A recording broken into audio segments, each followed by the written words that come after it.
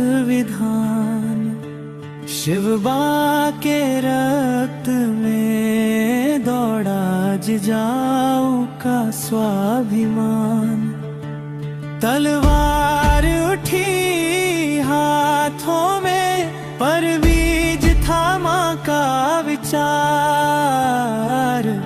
इसलिए स्वराज बना अमर अडिग ललकार।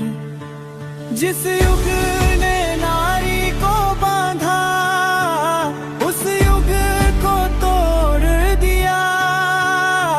जिस धर्म ने मौन सिखाया, उस धर्म को मोड़ दिया। नारी जब जिजाऊ बनती है, इतिहास बदला जाता है। स्वराज तब केवल सपना नहीं, सच बनकर लाया जाता है। जिजाऊ जीवित है हर माँ की सोच में, हर बेटी की दृष्टि में। हर स्वराज की खोज में।